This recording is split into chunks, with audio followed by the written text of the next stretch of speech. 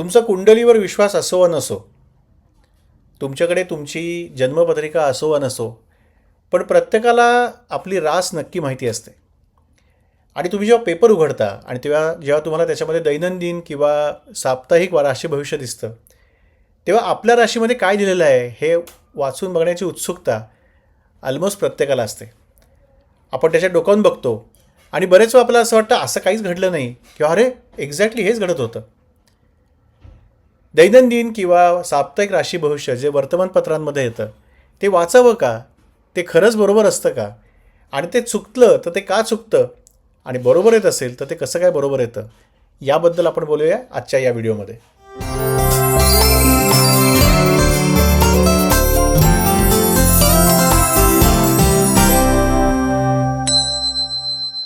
आपण प्रत्येकजण डोकावून बघतो त्या राशी भविष्यामध्ये, कारण आपल्या प्रत्येकाला भविष्यात साधारण काय होणार आहे, मग ती त्या पुढच्या आठवड्यामध्ये, काही महिन्यांमध्ये किंवा या वर्षी काय होणार आहे हे जाणून घेण्याची उत्सुकता नक्की असते.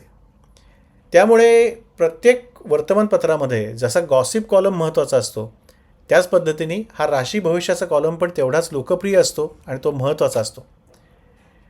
बहुतांशी वेळा हे भविष्य जे असतं ते चंद्राच्या गोचरीप्रमाणे लिहिलेलं असतं. चंद्र आत्ता कुठल्या राशीमध्ये आहे, तो त्याला बाकी कुठले कुठले ग्रह त्याच्याशी कुठला योग करणार आहेत, साधारण या सगळ्या कॅल्क्युलेशन्सवरनं हे भविष्य सांगितलं जातं.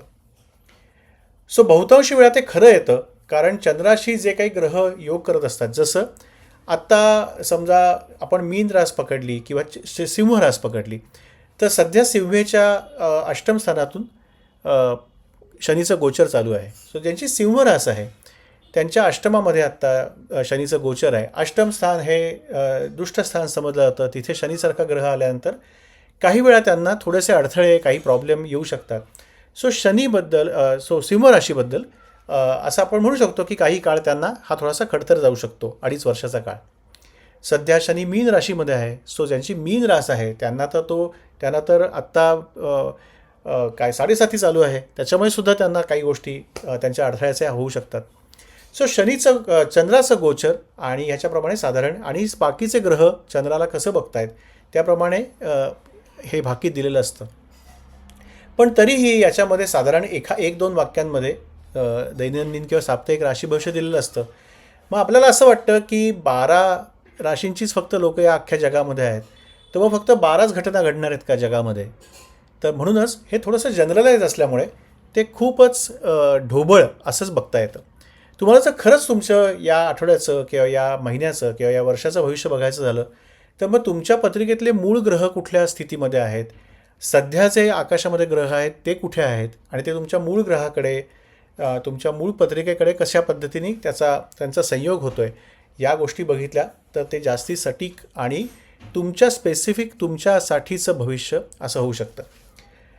मग त्यामध्ये जन्मकुंडली येते, त्यामध्ये तुमची सध्या दशा कुठली चालू आहे, कुठल्या ग्रहाची दशा आहे, तो ग्रह तुमच्या मूळ पत्रिकेमध्ये किती बलवान आहे, त्याला कुठल्या कुठल्या ग्रहांची साथ आहे, कुठल्या कुठल्या ग्रहांनी त्याला अडसर निर्माण केलेला आहे, मग त्या ग्रहांचे योग कसे होत आहेत, नवांश कुंडली कशी आहे, असे बरेचसे घटक जर बघितले तर त्या सगळ्या घटकांनी मिळून तुमचं खरं भविष्य हे कथन केलं जाऊ शकतं. सो राशी भविष्य हे खरं म्हणजे वैयक्तिक भविष्य नसतं. हे ढोबळ बाणाने त्या राशींच्या लोकांमध्ये साधारण काय घडू शकतं हे सांगण्याचा तो ट्रेंड असतो. त्यामुळे वैयक्तिक कुंडली ही सगळ्यात जास्ती महत्त्वाची. ती अजून का महत्त्वाची हे पण सांगतो. समजा तुमच्या राशी भविष्यामध्ये लिहिलेलं असेल की तुम्हाला आर्थिक लाभ होईल, तर एखाद्याला अचानक कुठेतरी जुने लपवलेले किंवा काहीतरी विसरलेले पैसे मिळू शकतात, तोही आर्थिक लाभ होऊ शकतो. एखाद्याला जुनं येणं वसूल होतं, तसा आर्थिक लाभ असतो. एखाद्याला एखादी लॉटरी लागते किंवा एकदम डिस्काउंट लागतो, किंवा अचानक एखादी गोष्ट एखाद्या वेबसाईटवर अत्यंत जास्ती स्वस्त मिळते, तुम्ही जेव्हा घ्यायला जाता तेव्हाच नेमका ॲमेझॉनचा सेल सुरू झालेला असतो, सो तुम्हाला तिथे तुमचे पैसे वाचतात. सो प्रत्येकाला आर्थिक लाभ कसा होईल हे सुद्धा वेगवेगळ्या प्रकारे ठरतं. त्यामुळे प्रत्येकाचं वैयक्तिक भविष्य जे आहे ते तुमच्या राशीप्रमाणे, तुमच्या वैयक्तिक पत्रिकेप्रमाणे बघायला लागतं.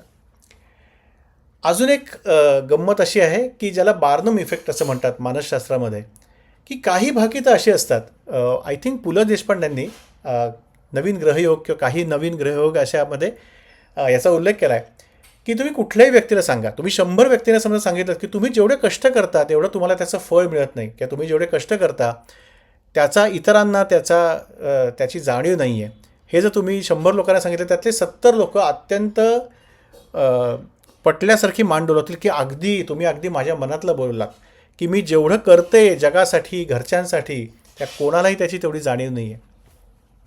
सो तुमच्या कष्टाला हवं तेवढं फळ मिळत नाही. तुम्ही इतरांसाठी खूप करता, पण तरी तुम्हाला कुठेतरी जवळच्याच व्यक्तीकडनं फसवलं जातं.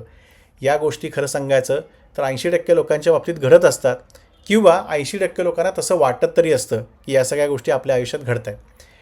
त्यामुळे खरं सांगायचं तर अशा पद्धतीची समजा आपण ढोबळ स्टेटमेंट्स केली तर ती खरीसुद्धा ठरू शकतात. बरेच वेळा दैनंदिन किंवा साप्ताहिक भविष्यांमध्ये याच प्रकारची स्टेटमेंट्स असतात. एक आत्ता सध्या पावसाचे दिवस चालू आहेत. सो समजा कोणी सांगितलं की उद्या हलक्या किंवा मध्यम सरी पडतील, तर आपल्याला हे थोडंच कळतं की त्या सकाळी पडतील, दुपारी पडतील, आपल्याला जेव्हा जायचं आहे तेव्हाच पडतील. समजा आज शहराच्या या भागामध्ये पाऊस पडला तर तो तुमच्या भागात पडेल असं नाही, तो दुसऱ्या भागामध्ये कोसळत असतो आणि तुमच्या भागामध्ये अगदीच हलकी सर चालू असते. असंही बरेच वेळा दिसतं. हे जसं आहे की शहरातसुद्धा जसा पाऊस सगळीकडे सारखा पडत नाही, तसंच प्रत्येकाची कुंडली वेगळी, प्रत्येकाची पत्रिका वेगळी. त्यामुळे दैनंदिन किंवा साप्ताहिक किंवा वार्षिक राशी भविष्य सांगताना त्याला थोडीशी मर्यादा आहे, कारण प्रत्येक कुंडली वेगळी आहे, प्रत्येक माणूस वेगळा आहे. पण तरीही मी मगाशी म्हटल्याप्रमाणे ते बरेच वेळा खरं ठरतं. त्याचं कारण की चंद्र या वर्षातली, या महिन्यातली, या आठवड्यामधली होणारी वेगवेगळी ग्रहांची गोचर, हे सगळं इतकं तरी पण काम करत असतं की ढोबळमानाने साधारण त्या कुंडलीच्या किंवा त्या राशीच्या व्यक्तींच्या आयुष्यामध्ये साधारण काय घडू शकेल हे नक्की सांगता येतं. सो राशी भविष्य वाचावं का? तर नक्की राशी भविष्य वाचावं, पण ते जस्ट एक मार्गदर्शक म्हणून त्याच्यावरनं काही गोष्टी ठरवाव्यात किंवा त्याच्यावरनं एखादी गोष्ट कॅन्सल करावी. समजा तुमच्या राशी भविष्यामध्ये लिहिलेलं असेल की कागदपत्रांवर सह्या करताना फसवणूक होण्याची शक्यता, याचा अर्थ त्या आठवड्यात समजा तुम्ही काहीतरी महत्त्वाच्या कागदपत्रांवर सह्या करणार असाल, तुम्ही तुमचं घर घेणार असाल, त्याचं रजिस्ट्रेशन करणार असाल, एका वेगळ्या काही गोष्टींमध्ये तुम्हाला महत्त्वाचे तुमची नोकरी मिळणार आहे किंवा एखादं मोठं बिझनेस डील चालू आहे आणि त्याच्या सह्या होणार आहेत, मग त्या केवळ कोणतरी राशी भविष्य सांगितलं म्हणून ते टाळायचं का? तर नाही.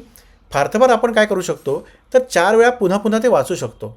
आपण जे एरवी 2 वेळा वाचलं असेल त्याच्याऐवजी 4 वेळा वाचून बघितलं की आपलं काही मिस होत नाही आहे ना. जगामध्ये प्रत्येक गोष्ट ही घडतच असते. आपण विचार करा, नका करू. तुम्ही राशी भविष्य बघा, नका बघू. ज्या त्या गोष्टी ज्या त्यावेळी घडतच असतात. सतर्क राहणं, एखाद्या गोष्टींमधून आपलं फसवणूक न होऊ देणं हे कधीही चांगलंच. समजा तुम्हाला एखादा राशी भविष्य असं सांगत असेल की या आठवड्यात थोडीशी जास्ती काळजी घ्या, तर आपण एरवीसुद्धा सतर्क असायलाच हवं. त्या आठवड्यात जसा बुध वक्री असताना सांगितलं जातं की थोडंसं डॉक्युमेंट्स एकदा 10 वेळा तपासून बघा आणि मगच सही करा. समजा सतर्कपणा वाढत असेल आपला तर तो चांगलाच आहे की हो, तो काय वाईट नाही एवढा. त्यामुळे राशी भविष्य वाचायला हरकत नाही, फक्त त्याच्यावर आयुष्याचे निर्णय पूर्णपणे आपले ठेवू नयेत. सामान्य जनरलाइज भाकितं जी केलेली असतात त्याच्यापेक्षा तुमची वैयक्तिक कुंडली ही नेहमी महत्त्वाची असते. सो अगदीच जर कोणाला इच्छा असेल तर एखाद्या चांगल्या ज्योतिषाला ती कुंडली दाखवायला हरकत नाही. पण मग प्रश्न असा येतो की चांगला ज्योतिषी ओळखायचा कसा, आणि तेच आपण बघणार आहोत आपल्या पुढच्या व्हिडिओमध्ये. ही सिरीज जी आपण सुरू करतो आहे आज आषाढी एकादशीला, त्या सिरीजमध्ये या पुढच्या काही महिन्यांमध्ये ज्योतिषशास्त्रांमधल्या वेगवेगळ्या अंगांची आपण चर्चा करणार आहोत. मग त्यामध्ये हे जे प्रश्न असतात की राशी भविष्य बघायचं की नाही, चांगला ज्योतिषी मिळवायचा कसा, किंवा अजून एक प्रश्न माझ्या मित्राने मला विचारला होता की एखाद्या विमानाच्या अपघातामध्ये 200 लोक जातात, 300 लोक जातात, मग त्या सगळ्यांच्याच पत्रिकेमध्ये मृत्यूयोग असतो का? हे असे प्रश्न तुमच्याही मनात असतील. हे असे प्रश्न मला कॉमेंट सेक्शनमध्ये लिहून कळवा. त्या प्रत्येक प्रश्नाचं लॉजिकल, रिॲलिस्टिकली एक सर्वसमावेशक असं उत्तर देण्याचा मी या सिरीजमधून प्रयत्न करेन.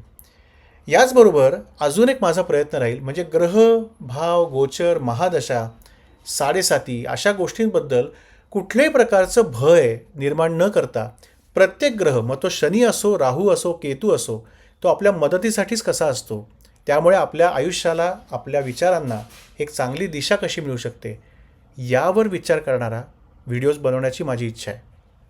सो पहिल्यांदा आपण काही प्रश्न घेऊया जे आपल्या मनात येतात, आणि त्यानंतर आपण प्रत्येक ग्रह त्याच्याबद्दल सखोल चर्चा आपण या व्हिडिओजमधून करत राहूया. पण हे करण्यासाठी मला लागेल तुमची मदत. तुम्ही मला प्रश्न विचारा.